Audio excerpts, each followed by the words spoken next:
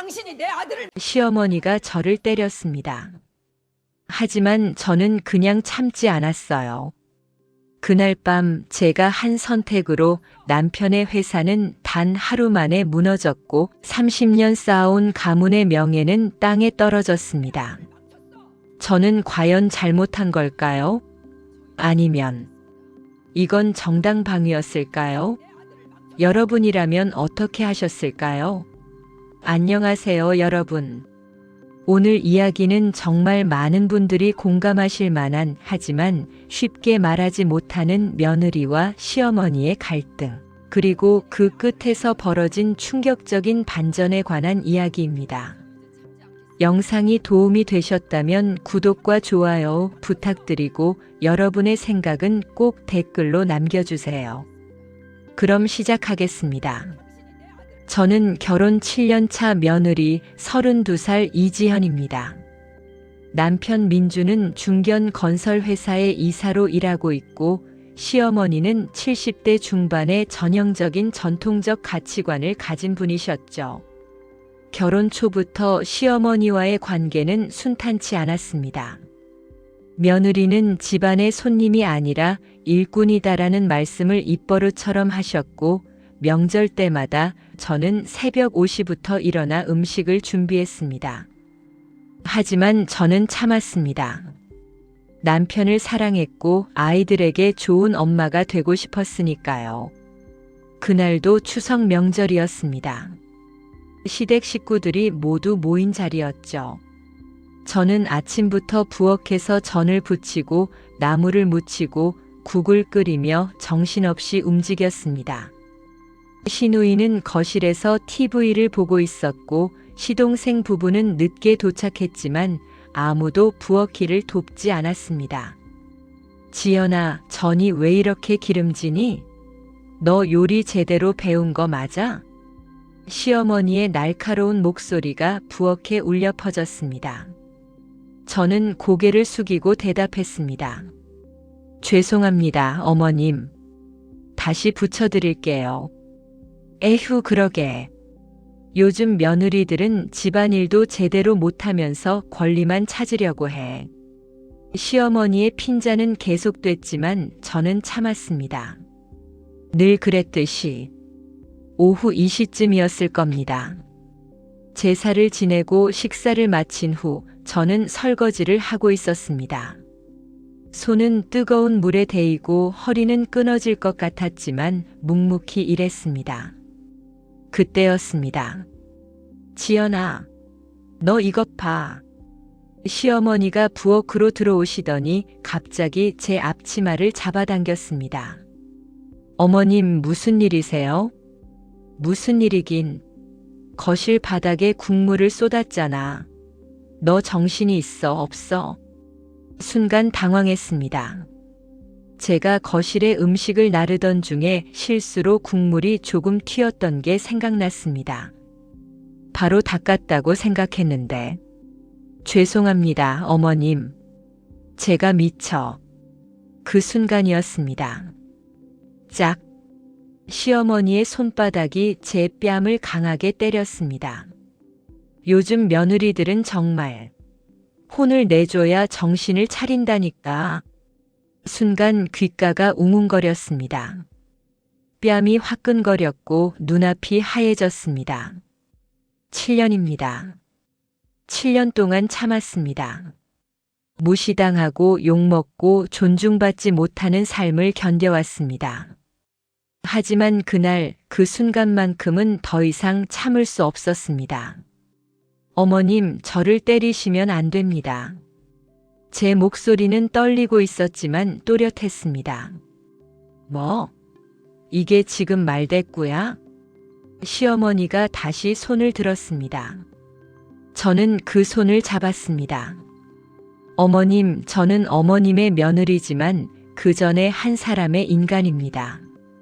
저를 때리시면 안 됩니다. 순간 거실이 조용해졌습니다. 모든 식구들이 부엌 쪽을 쳐다보고 있었습니다. 시어머니는 얼굴이 새빨개졌습니다. 이게 감히. 남편 민준이 부엌으로 달려왔습니다. 무슨 일이야?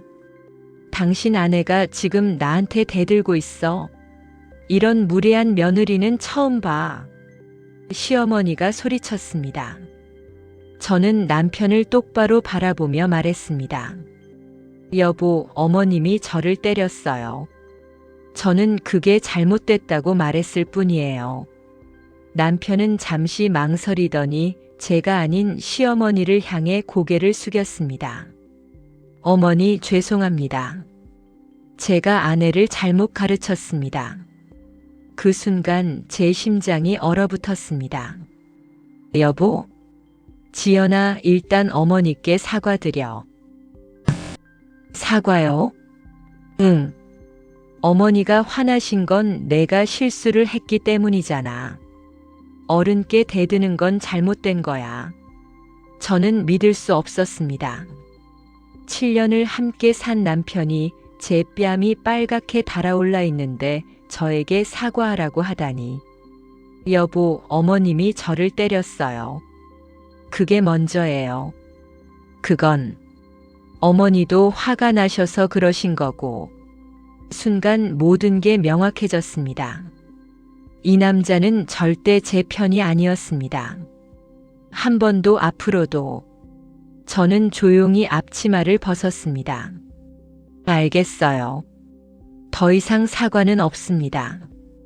저는 이 집을 나가겠습니다. 그날 밤 저는 짐을 싸서 친정으로 갔습니다. 남편에게서는 수십 통의 전화가 왔지만 받지 않았습니다. 시어머니는 문자로 버릇없는 며느리, 폐류나 같은 욕설을 보내왔습니다. 하지만 저는 흔들리지 않았습니다. 다음 날 저는 변호사를 찾아갔습니다. 어머님께 폭행당한 사실을 신고하고 싶어요. 변호사는 진지하게 제 이야기를 들었고 법적 조치를 진행하기로 했습니다. 또한 남편이 저를 보호하지 않은 것과 정신적 학대를 이유로 이혼 소송도 준비했습니다. 그리고 그날 오후 저는 한 가지 더 결정을 내렸습니다. 남편의 회사는 중견 건설사였지만 최근 몇 년간 내부 비리와 회계 조작 의혹이 있었습니다. 저는 남편이 집에서 몰래 가져온 회사 서류들을 보관하고 있었습니다. 그 서류에는 불법 하청, 뇌물수수, 부정회계에 관한 증거들이 담겨 있었습니다. 저는 그 서류를 국세청과 언론사에 제보했습니다.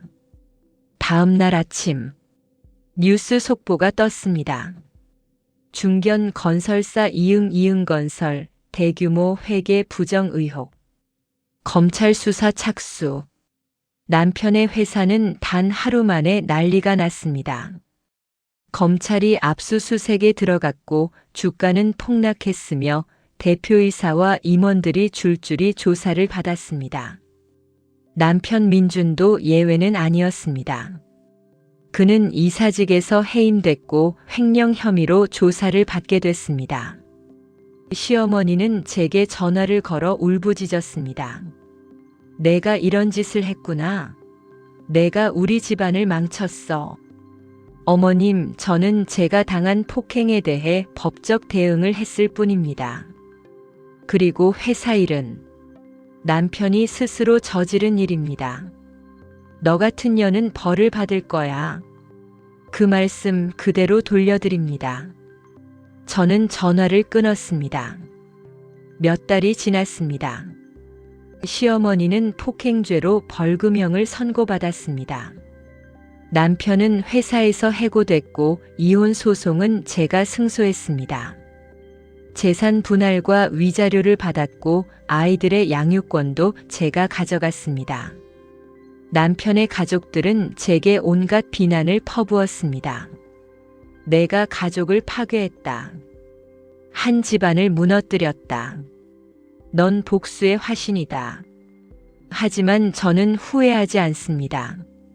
처음으로 제 인생에서 제가 주인공이 된 기분이었습니다. 많은 사람들이 물었습니다. 너무 과하게 한 거 아니냐?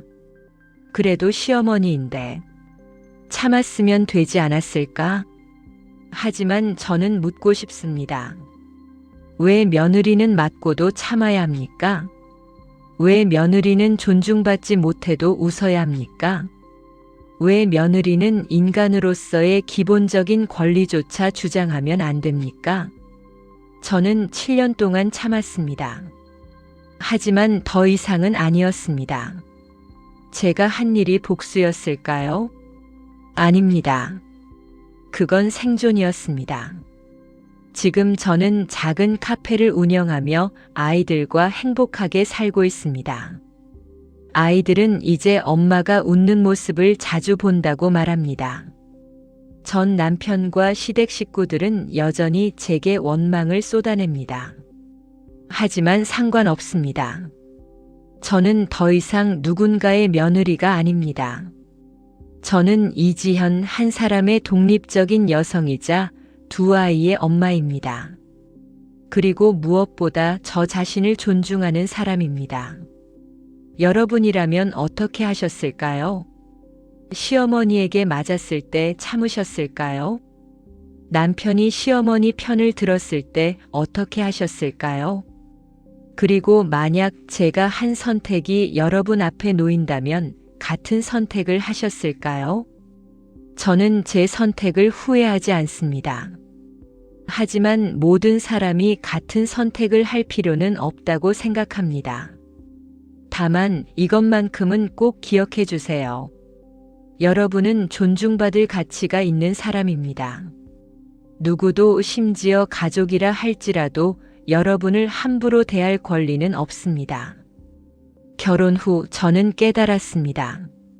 진짜 가족은 혈연으로 이어진 사람들이 아니라 서로를 존중하고 사랑하는 사람들이라는 것을요. 시어머니는 저를 가족으로 대하지 않았습니다. 남편도 마찬가지였습니다. 그들에게 저는 그저 집안일을 하는 사람, 말 잘 듣는 며느리일 뿐이었습니다. 하지만 진짜 가족이라면 서로의 상처를 보듬어주고 힘들 때 곁에 서주며 무엇보다 존중해야 합니다. 저는 그런 가족을 만나지 못했습니다. 그래서 제 스스로 그런 가족을 만들기로 했습니다. 지금 제 곁에는 진심으로 저를 아끼고 사랑해주는 친정가족, 친구들, 그리고 두 아이가 있습니다. 이들이야말로 제 진짜 가족입니다. 예전에는 며느리가 참는 게 미덕이었습니다. 착한 며느리 효부라는 칭찬을 받기 위해 많은 여성들이 자신을 희생했습니다. 하지만 시대는 변했습니다. 이제는 며느리도 한 사람의 독립적인 인간으로서 존중받아야 한다는 인식이 커지고 있습니다. 물론 여전히 많은 시댁에서는 전통적인 가치관을 고집합니다. 하지만 중요한 건 전통이라는 이름으로 누군가를 억압해서는 안 된다는 것입니다. 전통도 가족도 효도도 한 사람의 인권을 침해할 명분이 될 수는 없습니다.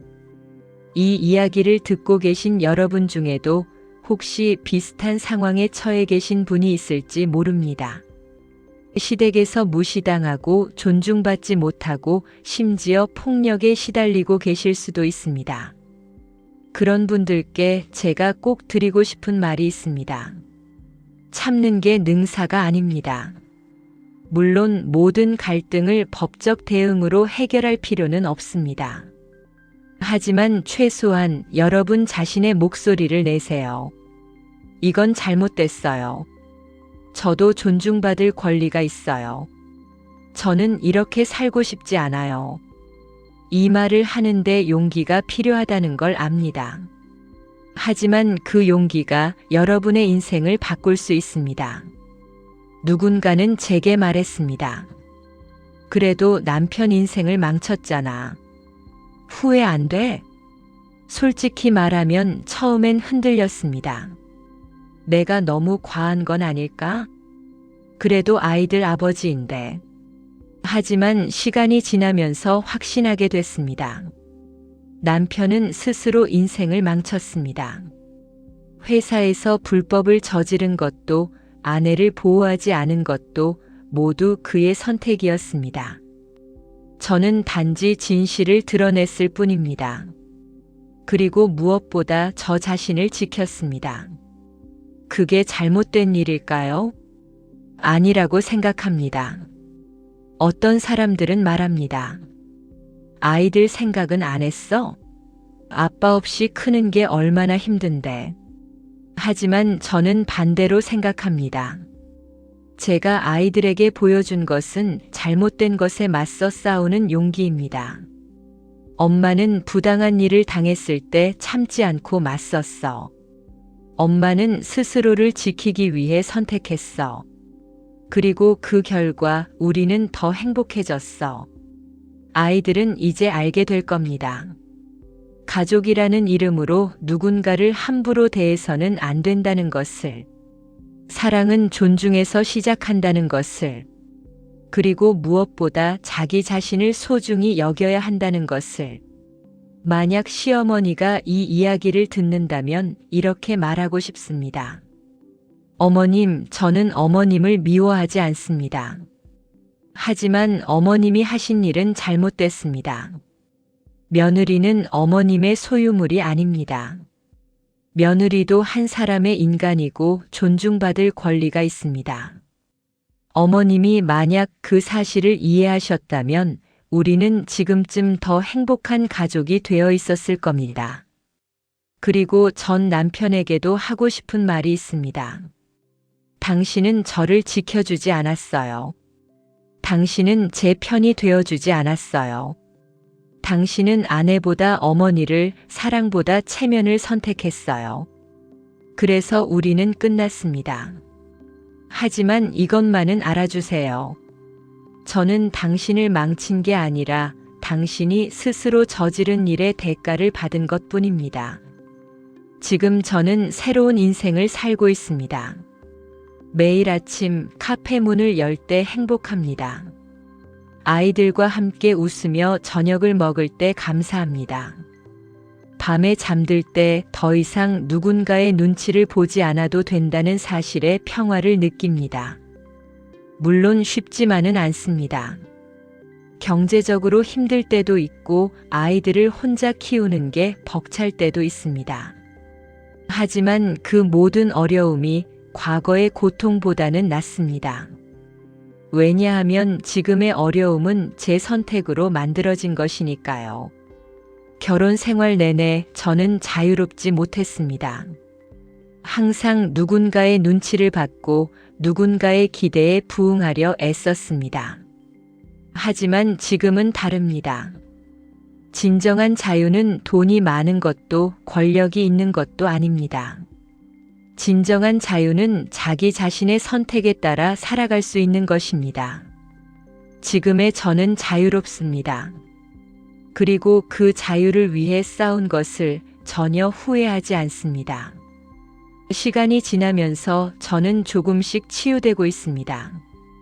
분노도 조금씩 사라지고 있습니다.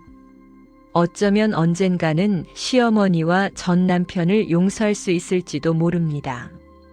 하지만 용서가 있는 것을 의미하지는 않습니다. 저는 그 일을 기억할 것입니다. 그리고 그 기억을 통해 더 강한 사람이 될 것입니다. 캐빗이 비슷한 상황의 분들께, 혹시 지금 비슷한 상황에 처해 계신 분이 있다면 이렇게 말씀드리고 싶습니다. 당신은 혼자가 아닙니다. 많은 여성들이 같은 고통을 겪고 있고 많은 이들이 침묵 속에서 견디고 있습니다. 하지만 더 이상 침묵할 필요가 없습니다. 도움을 요청하세요. 가족에게, 친구에게, 전문가에게. 그리고 무엇보다 자기 자신에게 물어보세요. 나는 이렇게 살고 싶은가? 그 질문에 대한 답이 아니오라면 변화를 시작할 때입니다. 시어머니는 나중에 이렇게 말했다고 합니다. 나도 그렇게 자랐어. 우리 시어머니도 나를 그렇게 대했어. 그게 당연한 거라고 생각했어. 하지만 그건 변명이 될 수 없습니다. 과거에 당신이 당한 고통이 다른 사람에게 고통을 줄 권리를 주지는 않습니다. 대물림되는 폭력을 누군가는 끊어야 합니다. 그리고 저는 그 누군가가 되기로 했습니다. 최근 전 남편이 편지를 보내왔습니다.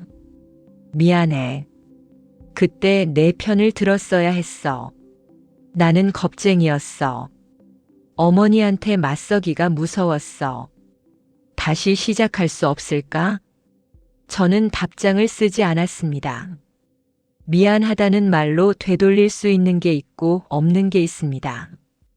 그리고 우리의 관계는 후자에 속합니다. 주변 사람들의 반응은 양극화됐습니다. 어떤 이들은 저를 응원했습니다. 잘했어. 당연히 그래야지. 나도 그럴 용기가 있었으면 좋겠어. 하지만 어떤 이들은 비난했습니다. 너무 극단적이야. 가족인데 그렇게까지 해야 했어? 너도 조금만 참았으면.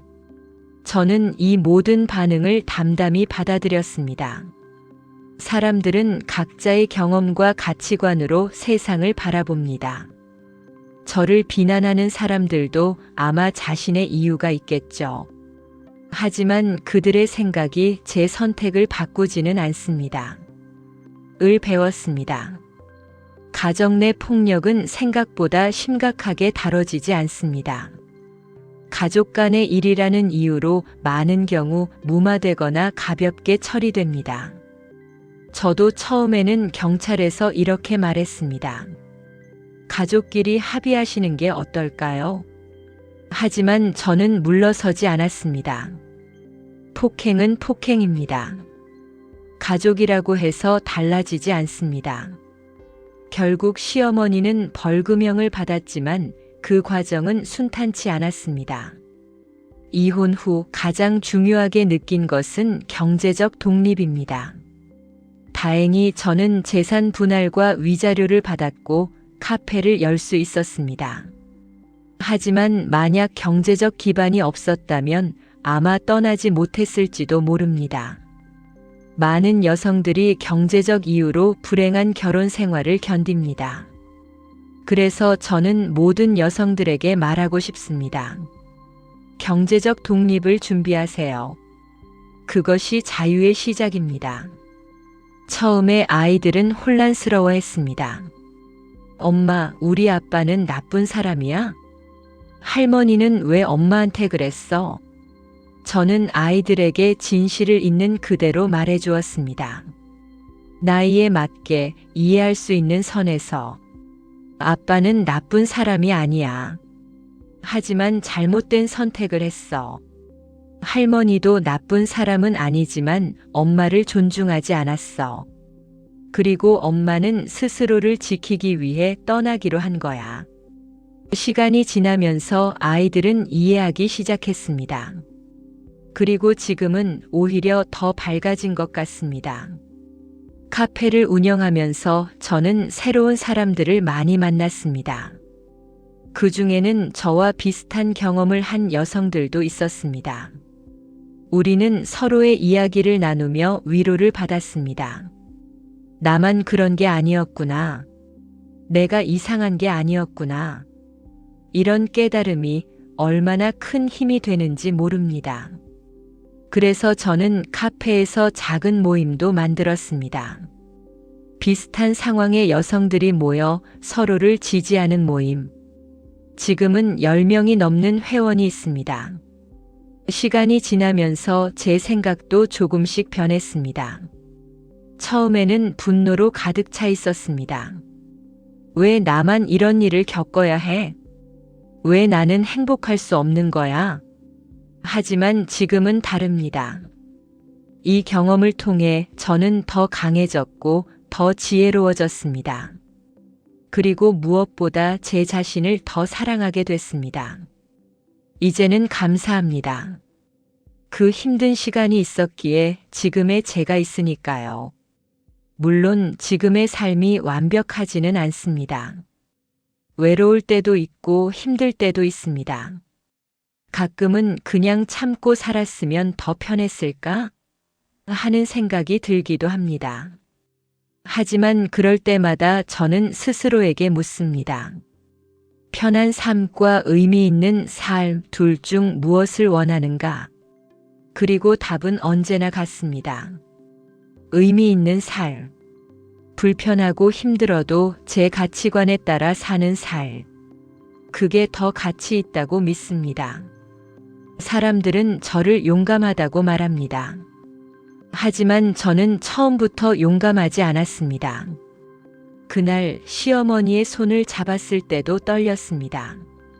집을 나올 때도 두려웠습니다. 변호사를 찾아갈 때도 망설였습니다. 하지만 저는 그 두려움을 이겨냈습니다. 그게 바로 용기입니다. 용기는 두려움이 없는 게 아니라 두려움에도 불구하고 행동하는 것입니다. 지금도 명절이 되면 복잡한 감정이 듭니다. 아이들은 할머니를 그리워하기도 합니다. 시댁에서도 가끔 아이들을 보고 싶다는 연락이 옵니다. 저는 아이들의 의견을 존중합니다. 너희가 할머니를 만나고 싶으면 만나도 돼. 하지만 누군가 너희를 불편하게 하면 언제든 엄마에게 말해. 아이들은 가끔 시댁을 방문합니다. 하지만 저는 가지 않습니다. 그리고 그것으로 충분합니다. 주변에서 가끔 묻습니다. 재혼 생각은 없어? 솔직히 말하면 아직은 잘 모르겠습니다. 다시 누군가를 믿고 사랑하고 가족이 된다는 것.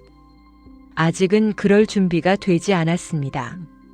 하지만 언젠가는 다시 사랑할 수 있을 것 같습니다. 다만 그때는 저를 진정으로 존중해주는 사람과 함께 할 것입니다. 제 이야기를 통해 많은 분들이 깨달았으면 합니다. 가정 내 폭력은 범죄입니다. 가족이라는 이름으로 정당화될 수 없습니다. 그리고 우리 사회는 이런 문제에 더 적극적으로 대응해야 합니다. 법적 처벌을 강화하고 피해자를 보호하며 무엇보다 인식을 바꿔야 합니다. 가족끼리 그럴 수도 있지라는 생각, 며느리는 참아야지라는 생각, 이런 생각들이 바뀌어야 합니다. 제 이야기에서 어떤 교훈을 얻으셨나요? 어떤 분은 용기를, 어떤 분은 자존감을, 어떤 분은 정의를 보셨을 겁니다. 저는 이 모든 것이 중요하다고 생각합니다. 하지만 가장 중요한 것은 이것입니다. 당신 자신을 소중히 여기세요. 누구도 어떤 이유로도 당신의 가치를 깎아내릴 수 없습니다. 당신은 존중받을 자격이 있습니다.